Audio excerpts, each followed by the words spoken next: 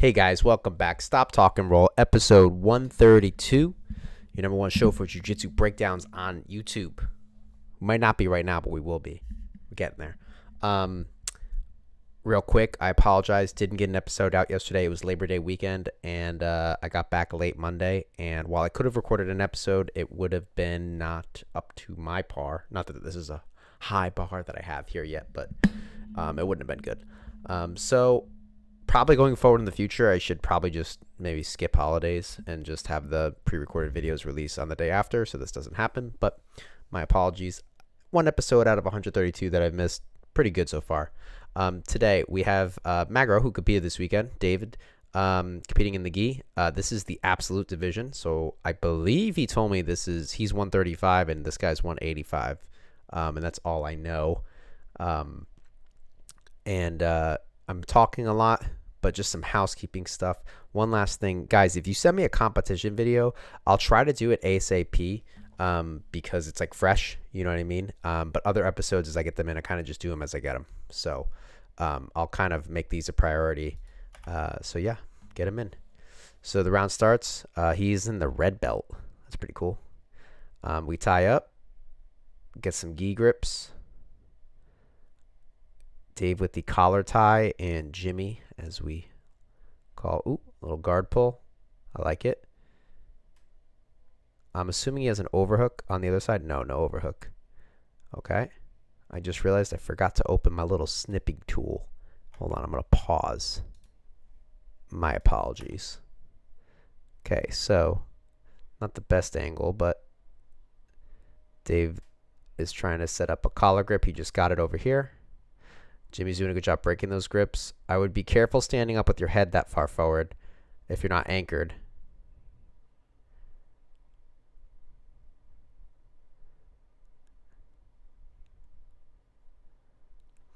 So Dave's doing a really good job of getting his head away from his feet, which makes it really hard to base. So the more he pulls his head forward, the better off he's going to be, because that's going to force him down, which is going to break his posture for him, especially when there's a size difference like this. It's going to be hard for Dave to just pull this guy down. He's going to have to get his head forward and get him heavy like he's doing. So this is a short video I can see right now, so I'm going to let this play through, and then I'll break down the specific moments. But Jimmy needs to get back up. Yeah, he needs to make some kind of base. Ooh. Very cool. It's like a front head and arm choke. Very cool. Nice. Very, very cool, especially with a size difference like that. Okay, so let's break down some things real quick that I'm talking about. This is a great angle right here. So what Dave's doing is he's got a cross collar grip, and he's pulling him back and getting his head far away from his feet. Is my camera slow? Something's going on. I have just updated my system. Apologize. I'll figure that out for next couple episodes. So he has this grip, and he's using it to pull him forward this way. This is a lot easier to do. It's more feasible than just trying to like get behind the guy's head and pull him down. If you're new to jiu-jitsu, or you've been doing jiu-jitsu long enough, you've heard this many times, but if you're new to jiu-jitsu, generally when someone's in your close guard, you want to break them down, okay? Which is a good thing to do. But when you have a size difference like this, that could be a hard thing to do. So instead of trying to like pull them down, what Dave is doing is pulling his head away from his legs, which is breaking his posture in a different way. So instead of like brute forcing him down, he's pulling him away from his legs, which is making him weaker. As his head is getting away from his base, it's making it harder and harder for Jimmy to stay up with good posture. So what Jimmy needs to be doing is getting grips on the hips, getting grips on the biceps, inside the shoulders, or something to just stop the degradation of his posture. Okay. Why did it stop? I've lost control. This is a great episode. All right, we're back in. So as you can see here, where's that angle I had? So that's what he's fighting for right now. He gets that collar, and see how he's pulling him forward. So this is really good too. He's he's used while Jimmy has the grip on his hand. It's kind of hard to see with the double black. While he has the grip on his hand, this isn't doing anything for him right now. It will do something for him, but it's when I'm looking to pass the guard, the grip and the gi, the grip on the hand's the last thing I'm trying to collect. The first thing I'm trying to do is solidify my posture by creating either post on the hips, post on the chest with a stiff arm, post inside the armpits, or post on the biceps. If I'm using two hands for posts, I'm not even looking for, if I'm using two of my hands, I'm not even looking for his hand. Okay. So there's levels to this as far as like the importance of what you need. Posture is number one. If you don't have good posture, they're going to have their offense, both sweeping and submission. Okay. So what Dave's doing here is he's pulling with this hand, and because Jimmy's connected to this hand, David's raising his arm away and using it to have Jimmy break his own posture, right? So right now, keep in mind, Jimmy's the one with the grip here, okay? But he's like married to this grip right now. He's not willing to let it go. So David's taking advantage of that by pulling his arm up. Great use of what your opponent's giving you, right?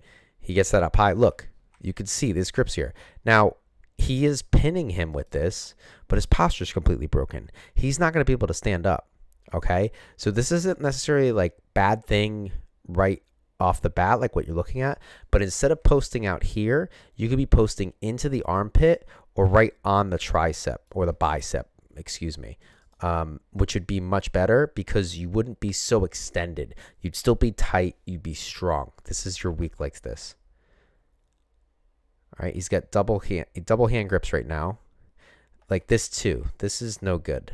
Okay, this is very easy for him to rip your posture down. And I know we just watched it, but I forget, but I wouldn't be surprised, if he pulls you right down. So here he starts setting up the submission, I believe. He's got the same side collar. Let's see what he does here. Sit through.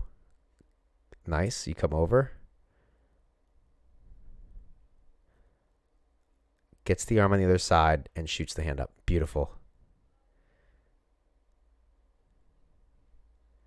Very cool. Very cool. Okay, that's really cool. This is a little bit more of a popular choke. I don't know what the name is. Is it just a front head and arm choke? I mean, a head and arm choke would be from the front. Yeah, just a head and arm choke from the guard. Maybe there's a better name for it. I'm sure somebody in the comments will let me know. I appreciate you guys. I think last time he did a TP choke. I didn't know it was called a TP choke. He could be just making up stuff, but I'll call it a TP choke. Anyways, this, I'm going to call it a front. It is a front. I'm going to call it a head and arm choke from the guard, or an arm triangle from the guard. Okay? So look what he's doing. Pretty cool. This time, Dave is the one to proactively make that grip on the sleeve. Let's see if we can find a picture of it. Yeah. So he's going 2-on-1 right now to bring that hand up, and he releases it. He's trying to release it to the side. Okay? So he does it again, gets it clearly to the side this time, right? So he uses his second hand to assist to drive it over. Look at his posture. It's terrible right now. Okay? Not because of his fault. Dave's doing a great job putting him there, right? He could be doing things better to keep his posture up, but this is a proactive setup. This is not a reactive setup here.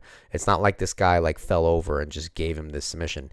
Dave is doing these things to set this up. He pulls the arm up, the left arm, which is the arm far from the camera, shoots up, goes around the back, and he does a rear naked choke-esque grip around the head, and I'm sure there's some details to be going on, but it's a little hard to see. But in general, with any choke, you want to be looking to fully encasing the neck. So whatever that may be, looking to fully encase that neck when you're getting your chokes in is what you're looking for. If you have any choke, and if you're using your arm, for example, and you can see the space here, like if you can see like anything behind, like if you have somebody's head in here and you can see space, can you get a choke? Absolutely. Can you get a choke often? Absolutely. But is it going to be the most efficient and like a choke that'll get every single person? No. You need to fully encase that so there's nothing there, right? If I'm doing this, sorry, it's really hard with this camera. Let me try with this arm. If I have my hand here, like let's say I'm choking my hand, that's not working. I'm going to buy some stuff. I'm going to order like a full scale body. That's what I'm going to do. Get some arms that I can snap in here. get ahead. I'm going to do that right now. All right. Beautiful job. Great job as always. Thank you for submitting. Thank you for being here. I hope you enjoyed the content. Please like and subscribe. Ring that notification bell. I get these episodes out every morning, 8 a.m. Eastern Standard Time, Monday through Saturday, except yesterday because I was too tired.